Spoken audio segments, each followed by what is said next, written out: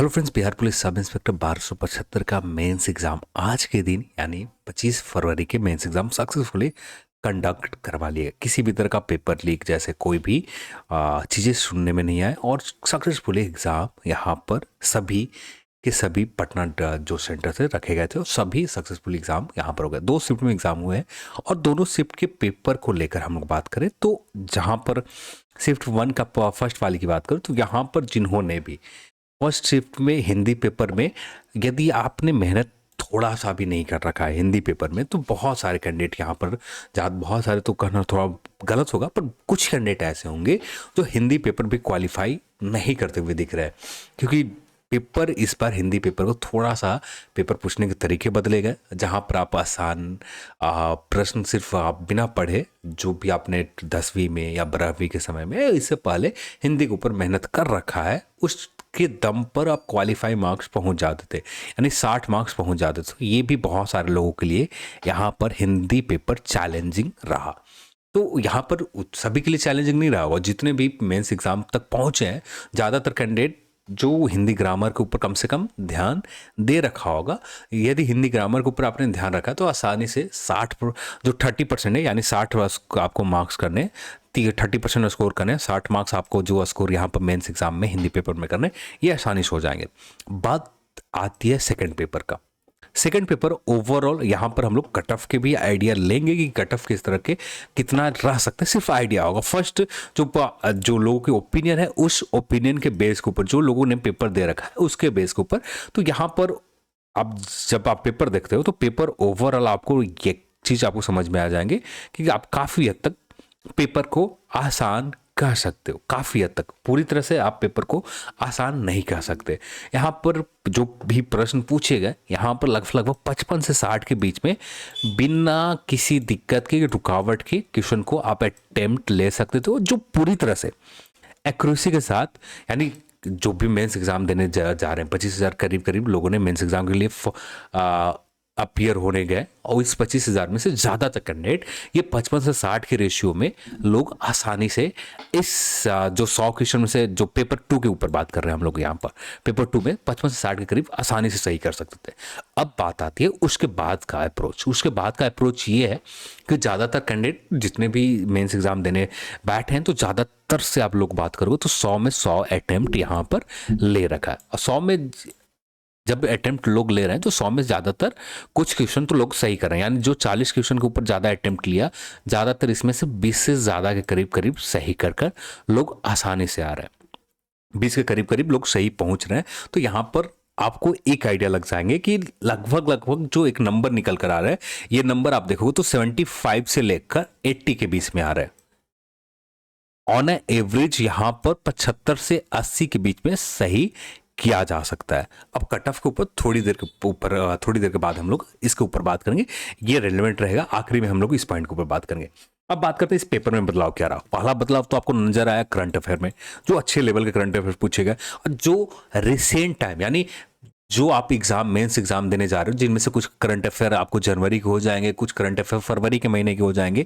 तो यहाँ पर 4 से 5 करंट अफेयर पूछे गए और करंट अफेयर जो 4 से 5 पूछे गए एक तो बहुत टफ रहा, जैसे अयोध्या में जो दीपोत्सव मनाए गए वहाँ पर कितने दिए के प्रयोग में लाए गए थे। तो जो जनरली ज़्यादातर कैंडिडेट इस चीज़ को, हाँ आप एसएसजीडी की प्रिपरेशन कर रहे हो, आप किसी भी वनडे एग्जाम जो एसएससी लेवल के एग्जाम की प्रिपरेशन कर रहे हो वहाँ पर इस तरह के प्रश्न पूछ दिए जाते हैं, पर कभी भी इस लेवल दरोगा जैसे एग्जाम में इस तरह के पेपर आपको प्रश्न नहीं पूछे गए। तो यहाँ पर ये पूछेगा तो जो आपको टफ में आप डाल सकते हो, क्योंकि ये नंबर याद रखना कि कितने दिए जलाए गए ये बहुत मुश्किल काम है। तो ये एक आपको करंट अफेयर, तो ज़्यादातर कुछ करंट अफेयर रिसेंट टाइम के जितने भी करंट अफेयर पूछे गए बहुत रिसेंट टाइम के पूछे गए, तो जो बहुत सारे कैंडिडेट के लिए टफ था, क्योंकि कुछ प्रश्न थे फिक्की के चेयरमैन, तो फिक्की के रिसेंट चेयरमैन किसे अपॉइंट किया गया, तो ये भी पॉसिबल नहीं है सभी के लिए, क्योंकि सबका मेन टारगेट है भैया मेंस एग्जाम में किसी भी तरीके से एक अच्छे स्कोर के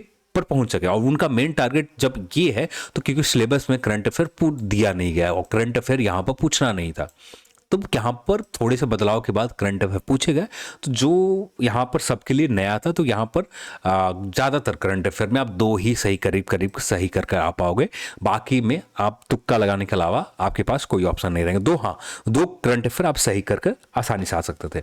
हाँ, एक सही पॉइंट ये है कि मैथ रीजनिंग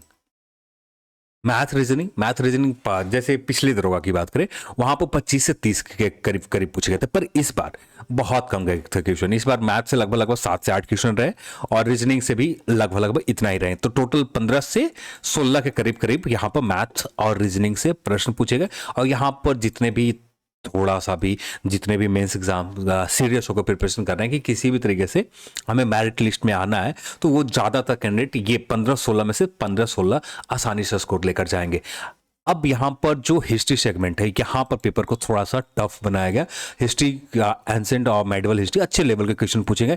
आपके बेसिक नॉलेज लुसेंट बेस है, तो बहुत ज़्यादा आपके लिए ये पेपर हिस्ट्री का सेगमेंट आपके लिए टफ रहेगा। हाँ, लुसेंट आपका संविधान पॉलिटी से बात करें तो जो बेसिक आर्टिकल से रिलेटेड प्रश्न पूछेगा, यहाँ पर ज़्यादातर कैंडिडेट आर्टिकल से रिलेटेड जो आसान सेगमेंट पे आप डाल सकते हो, 55 से 60 के बीच में जो प्रश्न अटेम्प्ट लेना है, ये भी आसान सेगमेंट पे आप रख सकते हो। ओवरऑल सारे प्रश्न के बारे में एक ओपिनियन देना थोड़ा सा टफ काम हो जाएगा।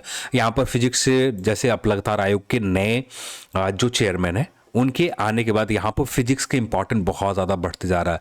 लगातार फिजिक्स से नंबर ऑफ क्वेश्चन बढ़ते जा रहे हैं। बायो के क्वेश्चन लगभग अब यहाँ पर नेलिजिबल होते जा रहे हैं, बहुत ज़्यादा कम गए बायो के क्वेश्चन।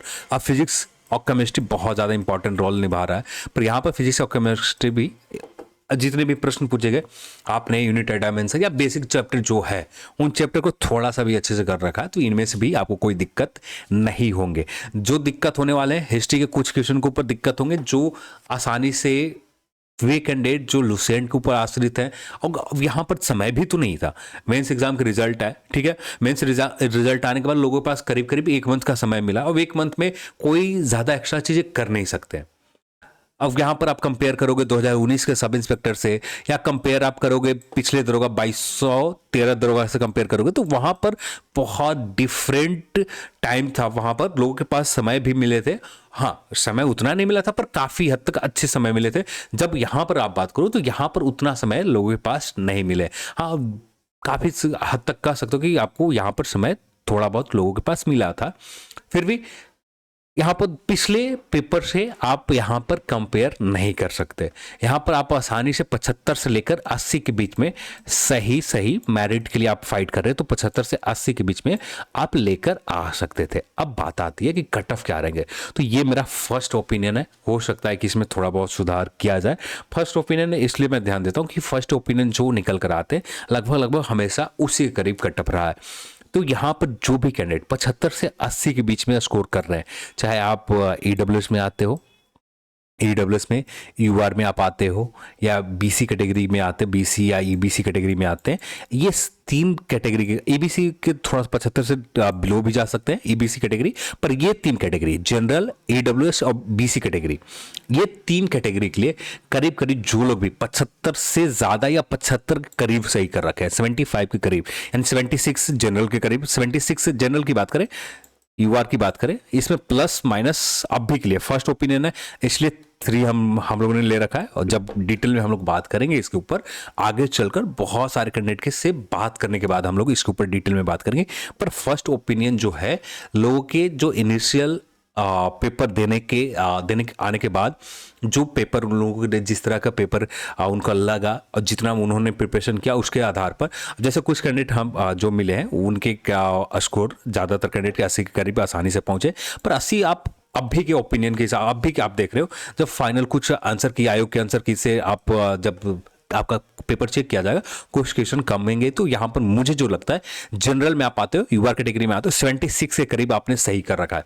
इसमें प्लस माइनस 2 ही आप अभी के लिए प्लस माइनस 2 आपके हैं, तो काफ़ी हद तक आप सेफ हो। ईडब्ल्यूएस की बात करें, ईडब्ल्यूएस के लिए बात करें, फिजिकल के लिए बात करें, पीटी के लिए बात करें, तो ये 76 हमको जहाँ तक लगता है जनरल ये फाइनल भी रहेगा। ईडब्ल्यूएस के लिए थोड़े बहुत प्लस माइनस हो सकते हैं। जनरल का आप ईडब्ल्यूएस में आते हो तो यहाँ पर आपका स्कोर 74 के करीब या 73 के करीब है, इसमें प्लस माइनस 2 आपके हो सकते हैं। बीसी की बात करें 74 के करीब या 73 के करीब रहेंगे। ईडब्ल्यूएस की बात करें, सॉरी ईबीसी की बात करें तो ईबीसी के करीब करीब 72 के करीब रहेंगे। अब बाकी कैटेगरी के लिए आगे चलकर हम लोग डिटेल में बात करेंगे तो वहां पर हम लोग डिस्कस कर लेंगे। और यहां पर सिर्फ ये ओपिनियन तब है जब लोगों से, कुछ कैंडिडेट से बात करने के बाद, उनके अभी तक उन्होंने पेपर भी नहीं चेक किया, उनका फर्स्ट रिस्पांस यही है कि करीब करीब उन्होंने 75 से 80 के बीच में सही किया होगा पेपर में, तो 75 से 80 सही किया है।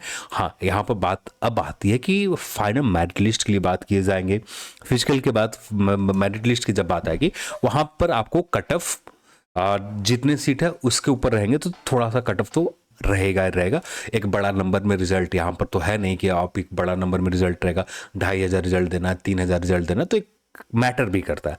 पर यहाँ पर रिजल्ट आपको सिर्फ 1275 कैंडिडेट को देने, तो जो इतना सफिशिएंट है, लगभग 75 से 80 के बीच में आप स्कोर कर रहे हो, काफी हद तक आप फाइनल मेरिट तक आप सेफ रहोगे। हाँ, थोड़े बहुत ऊपर नीचे जाएंगे जो आगे चलकर हम लोग इसके ऊपर डिस्कस करेंगे। तो ये था मेरा फर्स्ट ओपिनियन। हो सकता है इसमें कुछ चेंजेस हो, पर अभी के लिए ये मेरा फर्स्ट ओपिनियन है जो लोगों के रिस्पॉन्स देखा उसके बेस के ऊपर। चलिए, आज के इस वीडियो में तो नहीं, और इस वीडियो को देखने के लिए आप सभी को बहुत बहुत धन्यवाद। जय हिंद।